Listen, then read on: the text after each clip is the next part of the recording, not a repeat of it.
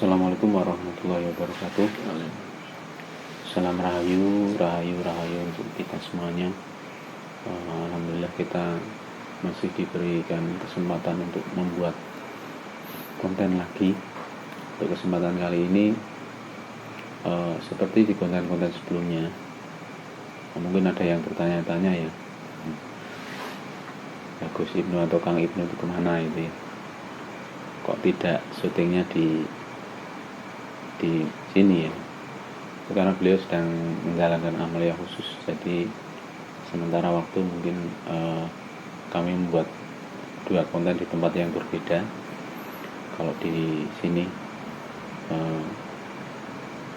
saya diberikan amanat untuk membuat konten ya, mudah-mudahan bisa mengisi kekosongan yang ada dan ada manfaat yang bisa diambil dari konten yang kita buat. Semoga yang di rumah yang menyaksikan konten ini, para pendukung setia, sahabat setia Santri Batik, senantiasa dalam lindungan Allah Subhanahu wa Ta'ala. Untuk kesempatan kali ini, jadi tadi kami menangani pasien, kebetulan tidak direkam karena kondisinya dadakan ya. Ada orang tua yang anaknya rewel, anaknya kalau malam sering nangis gitu ya. Setelah dicek ternyata ada gangguan gaib. Asal muasalnya itu karena orang tuanya pernah menjalankan atau punya lelaku keilmuan. Jadi dari situ sedikit terungkap bahwa yang masuk ke dalam anaknya itu atau turun ke anaknya itu merupakan pemilik, dulunya itu pemilik keilmuan petara karang.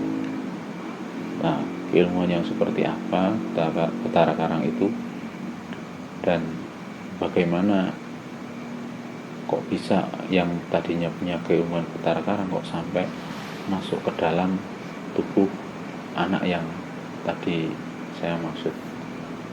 Untuk itu kita mau coba cari tahu kira-kira seperti apa ilmu petara karang itu, dan efek yang ditimbulkan dari para pengamalnya itu seperti apa. Sudah siap?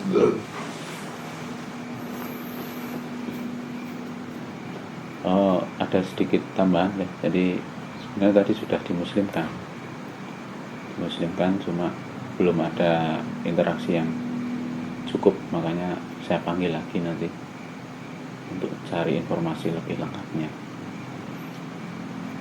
Dan jangan cari gaib yang di dalam ataupun yang dari luar yang coba untuk masuk, yang mencoba menyusup, otomatis terendam. Kalau kerjaan langsung tubuhnya terbakar itu media. Dan jangan saluan gaib yang tadi ilmu petara karang yang masuk ke dalam tubuh ini ada di majelis Kota Bekasi.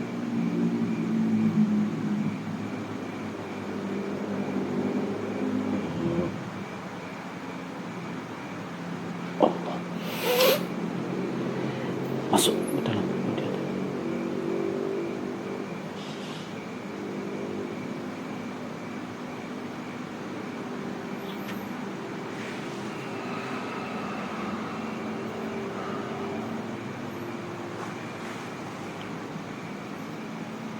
Assalamualaikum warahmatullahi wabarakatuh. Waalaikumsalam warahmatullahi wabarakatuh.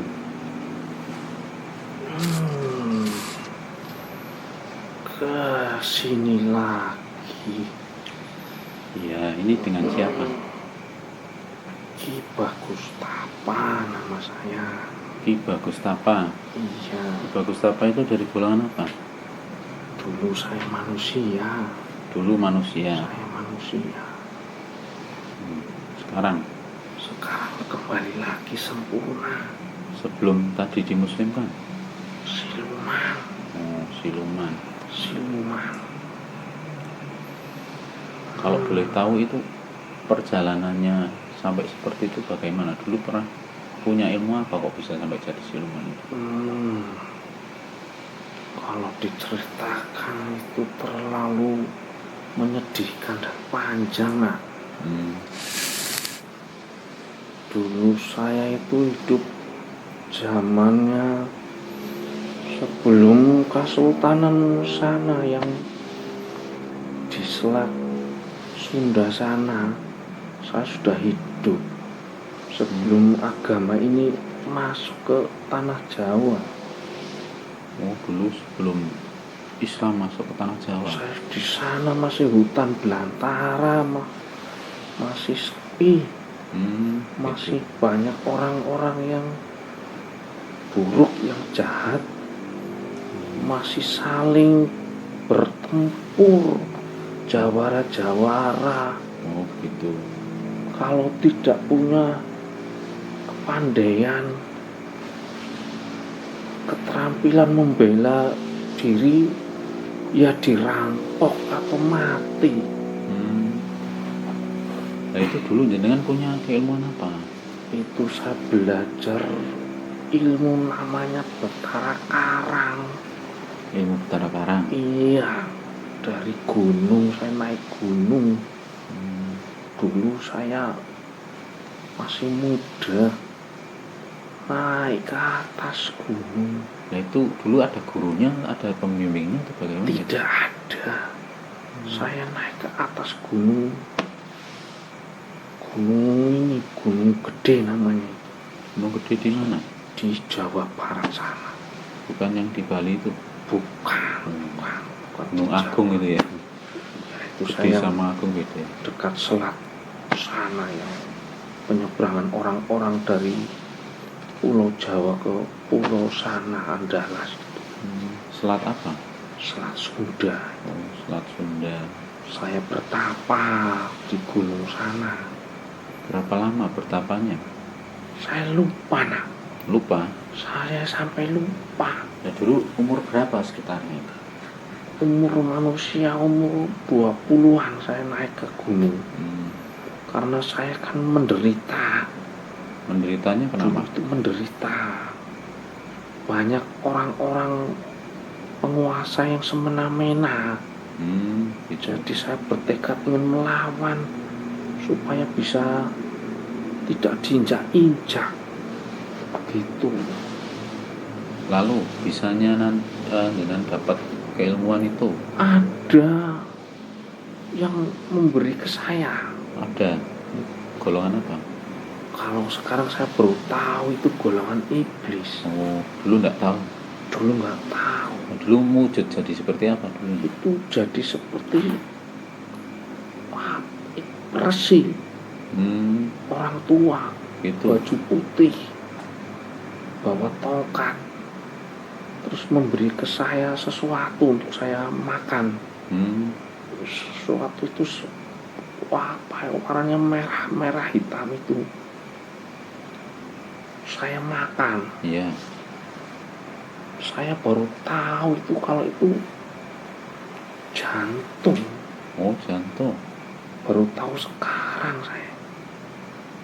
Itu jantung yang segar. Jantung segar. Jantung saya nggak tahu itu jantung ngambil dari mana? Manusia atau binatang. Oh, gitu. Yang jelas itu masih Berjenyut itu. Bergerak-gerak harus dimakan. Saya makan. Iya. Karena waktu itu pikiran saya sudah bulat untuk punya menjadi keilmuan. orang sakti, Ya, ya. diberi sama orang itu, orang tua itu, Ya, ya. saya makan. Lalu punya keilmuan. Punya keilmuan, tinggal merapal mantranya sudah bisa dihadirkan. Berarti rapalannya juga dikasih itu ya? Ya dikasih rapalan Nah, untuk segala hal itu. Ya, nah itu gini, kan itu sudah tapa terus dapat keilmuan itu ya. Iya. Terus selanjutnya keilmuan itu fungsinya itu apa? Fungsinya semua orang-orang Jawara yang mencari kejadukan ada dalam Betara Karang itu. Yang kekebalan, yang santet pun mampu dilakukan. Oh begitu. Tapi itu resikonya ternyata umur saya panjang sekali. Saya manusia tapi nggak mati-mati. Nggak mati-mati. Lama saya sampai datangnya Islam, saya masih hidup. Maksudnya hidup? Masih hidup. Seperti manusia biasa. Manusia biasa. Menua enggak itu? Menua tapi tidak tua. Jadi seperti kayak awet muda itu. Awet muda. Saya sampai bingung sendiri. Iya. Itu tapi saya punya kebiasaan yang tidak baik. Oh gitu. Ketika mempunyai ilmu itu memang saya sakti. Semua jawara-jawara saya mampu mengalahkan. Iya. Tapi saya punya keinginan makan daging mentah. Terutama itu jantung. Saya makan mentah-mentah. Itu yang dimakan itu daging apa? Itu dulu binatang. Itu saya makan, makanya dulu saya sering mencuri. Dulu saya hewan ternak itu yang dicuri. Iya. Hanya saya belah saja, saya ambil jantungnya, udah selesai, saya nggak butuh dagingnya. Dagingnya tinggal itu aja. Iya. Itu dulu kebiasaan seperti itu. Kalau tidak seperti lemas. Oh gitu. Nggak ada tenaga. Nah itu bisanya dengan mati itu gimana ceritanya? Saya bertemu seorang pengelana. Dari mana? Dari tanah yang jauh sana. Buyut-buyut kalian sekarang, guru-guru kalian. Maksudnya, saya bertemu beliau. Seperti seorang wali itu maksudnya? Iya, seorang mulia. Lalu? Saya bertemu beliau. Beliau hanya saya melawan dia. Oh, sempat tarung itu? Bertarung. Waktu itu beliau meminta saya untuk bertobat. Iya. Tapi saya kan tidak mau. Saya tidak bisa melawan. Saya melawan hingga saya tidak mati, tidak hidup. Saya mati keluar dari jasad tapi nggak bisa kemana-mana. Itu hanya terombang-ambing di alam sini, antara sini ke atas, nggak bisa ke bawah, ditolak. Oh gitu. Saya hanya melayang-layang. Nah itu wujudnya apa itu ketika udah keluar itu? Waktu jadi keluar bentuknya saya apa? Hitam kelam. Seperti tikus yang itu, hitam kelam. Jadi bentuk binatang itu? Binatang. Hitam kelam. Bertaring. Saya cari makannya juga sama. Mencari jantung. Jantung binatang hidup itu? Setelah menjadi siluman itu saya mencari manusia. Oh, berarti binatang ternak itu yang diincar apa-apa? Binatang ternak, iya. Manusia pun saya mengincar. Oh, manusia juga? Iya. Kok manusia diambil apanya? saripatinya. Hmm. Saya makan sukmanya. Caranya gimana itu bisa ngambil saripati roh sukmanya orang? Saya kan terbang ini di atas mengembara, Iya. mencari orang-orang yang mencari ilmu seperti saya. Oh, carinya berarti yang ada sejalur gitu ya? Kaitan dengan saya. Saya turun. Gitu. Namanya juga Betara Karang yang paling kuat dalam keilmuan. Saya cari, saya masuki orang-orang yang menyembah keilmuan seperti itu. Saya cari mereka, menyebarkan banyak di tanah Jawa ini. Iya. Masuk ke salah satu. Setelah itu saya makan minum di tempat mereka. Oh begitu. Nah itu masuk ke situ, makan minum di situ, juga ngasih kesaktian tidak? Ya pasti. Nanti siapa yang menemani saya? Oh, itu kan bisa jadi teman-teman saya berkeliling menjadi pengawal saya. Oh gitu. Jadi meneruskan keilmuannya tadi? Iya. Cuma tidak sempurna. Oh gitu. Karena kan orang sekarang manusia kalau untuk makan seperti yang saya lalu lakukan kan tidak mau pasti. Iya. Mereka memilih yang praktis itu. Enak-enak. Hanya paling makan kembang, makan pelor, itu ringan. Kalau makan gabah. Ya. Kalau itu yang sejenis jenglot itu ya yang pernah saya lihat-lihat di itu apa ada hubungannya dengan keilmuan itu? Seperti saya, perwujudan seperti saya. Itu kan kami memberi bayangan ke manusia. Iya. Ini loh bentuk wujud kami di alam sana. Manusia nanti mengira-ira. Sebenarnya itu untuk pelajaran untuk manusia. Jangan mengikuti kami. Biar tidak ditiru. Jangan itu diikuti itu. Memang ada yang wujud. Iya. Tapi kan sebenarnya kecil dan hanya beberapa yang mampu keluar dari alam sana. Dan mereka pun menyembunyikan. Manusia yang punya seperti itu menyembunyikan diri. Oh gitu. Karena mereka itu yang menyembah kami itu mereka.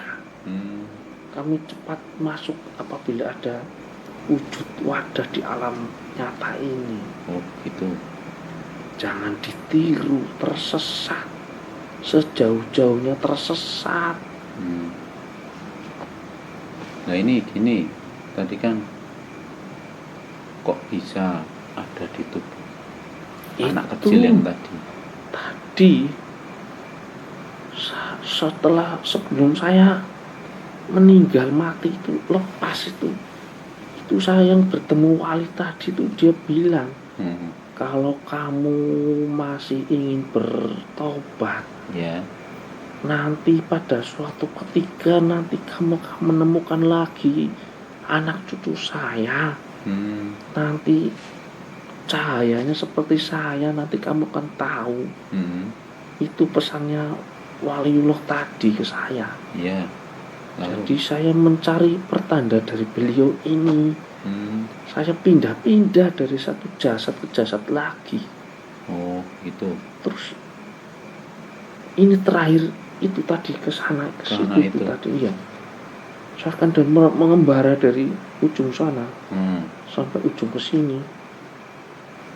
Kemarin pas kapan itu saya bertemu lagi seseorang. Dia sedang ketemu saya di atas sana.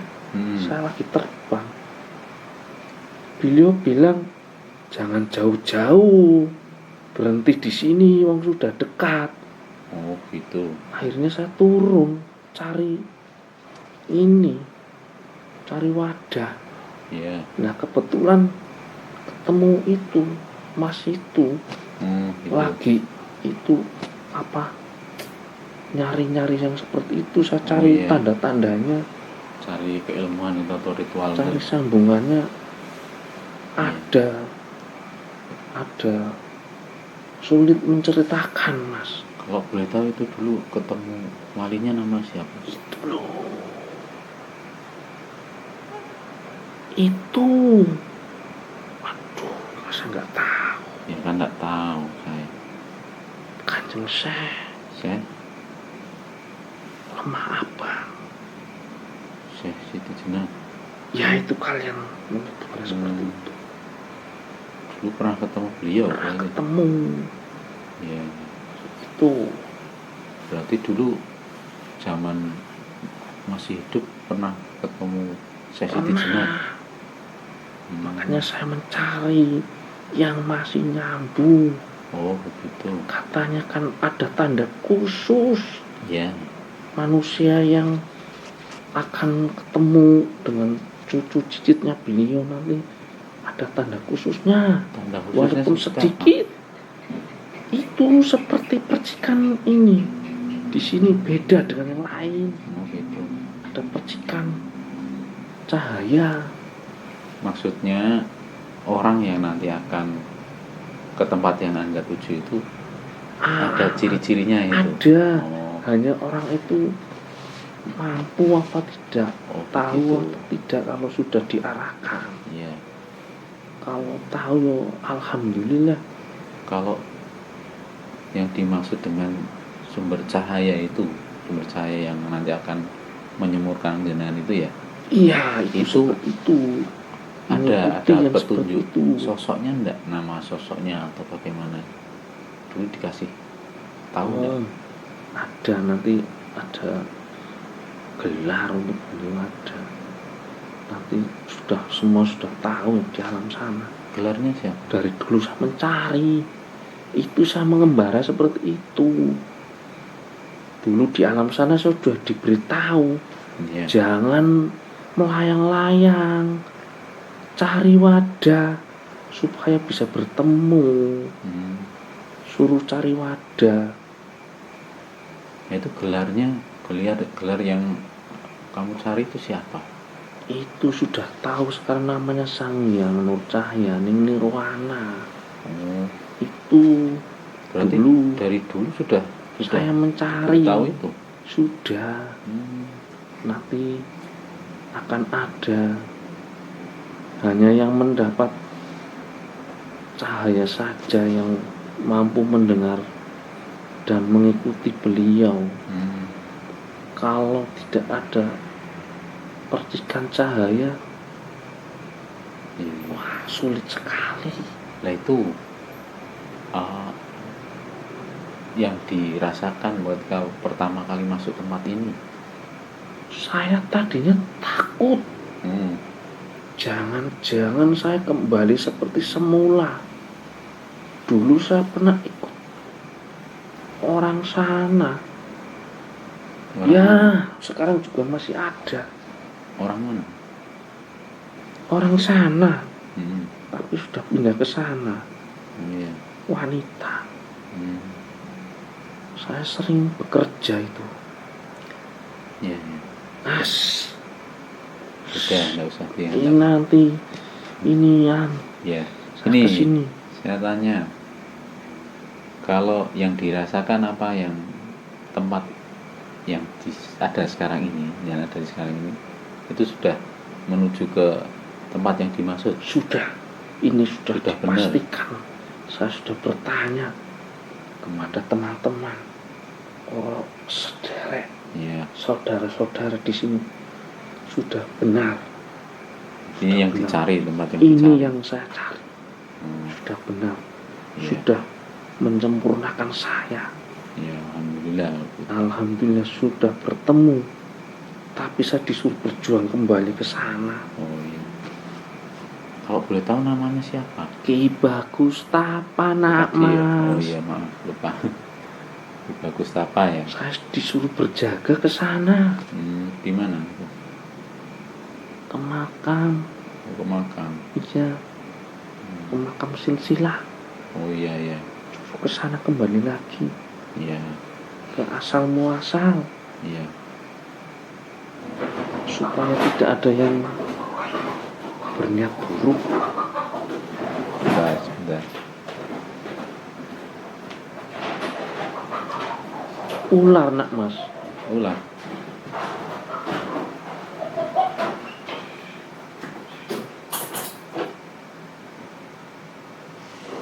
Ular wujudnya apa?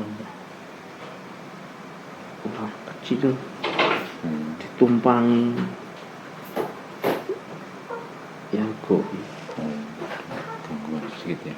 Sedikit nggak masalah. Iya.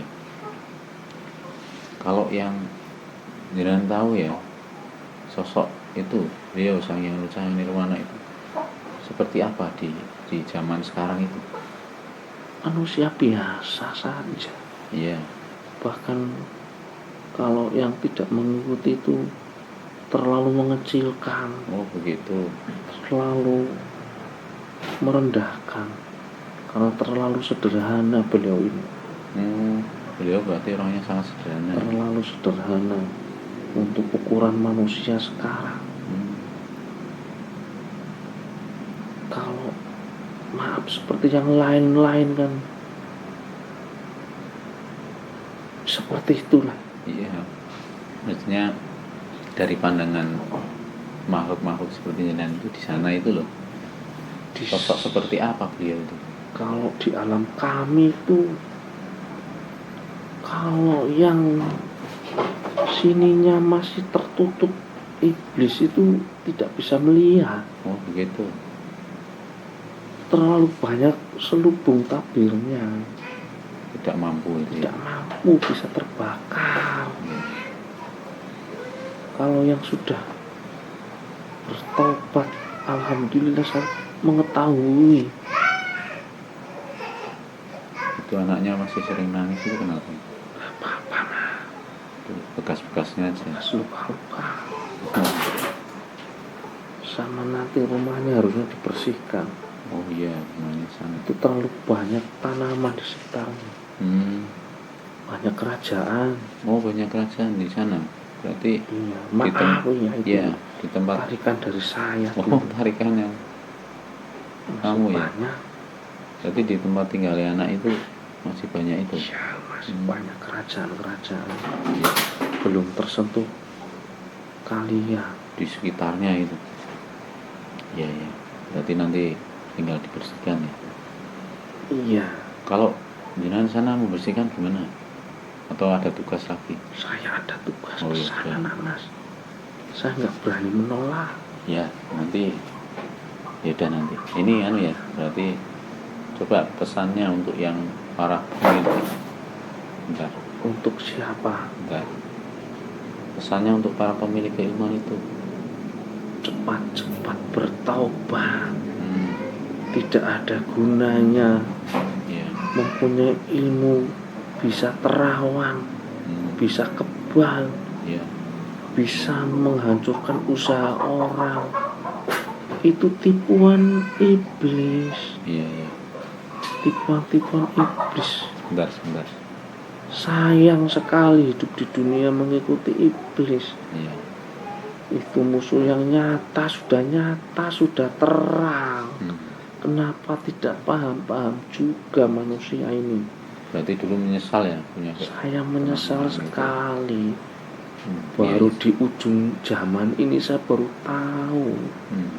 Ini di ujung zaman. Ini ujung zaman. Segala keilmuan sudah dibuka. Tabir-tabir gudang ilmu terbuka. Batasnya sudah tipis. Hanya tinggal hati kita bisa melihat atau tidak. Itu saja nah. Rahasia-rahasia ilmu sudah terbuka. Itu saja pesan saya. Ya, terima kasih. Ini untuk barangkali kan nanti yang menyaksikan yang punya keilmuan, mudah-mudahan bisa terketuk hatinya, diberikan hidayah. Saya kira itu ya. Terima kasih untuk kehadirannya. Silakan dilanjutkan tugasnya, mudah-mudahan diberikan kekuatannya. Amin. Bisa Terima kasih Pak. Ya, sama-sama. Sudah dipertemukan dengan beliau. Iya. Saya mohon diri ya. Silakan bisa melanjutkan tugas. Iya. Assalamualaikum warahmatullahi wabarakatuh. Waalaikumsalam warahmatullahi wabarakatuh.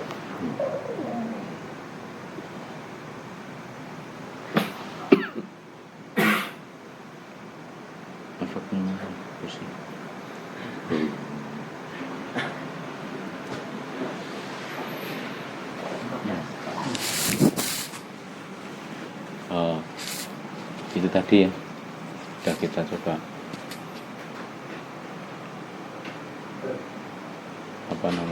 ungkap, ternyata pemilik keilmuan Batara Karang seperti itu. Jadi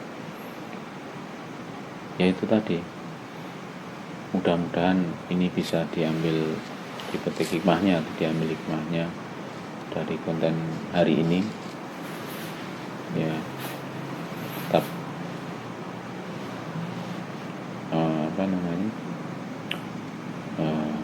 untuk ngeblank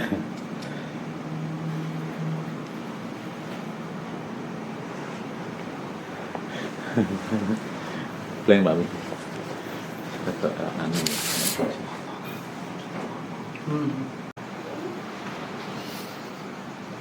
Itu tadi ya, jadi sudah kita coba cari tahu, ternyata keilmuan Batara Karang seperti itu efeknya bagi pengamalnya. Mudah-mudahan dari konten yang kita buat hari ini bisa diambil pelajarannya, dipetik hikmahnya, terutama yang ingin memiliki atau sudah memiliki keilmuan itu. Nah, segera-segera saja untuk bertobat ya. Jadi mudah-mudahan bermanfaat. Ihdinas siratal mustaqim. Assalamualaikum warahmatullahi wabarakatuh.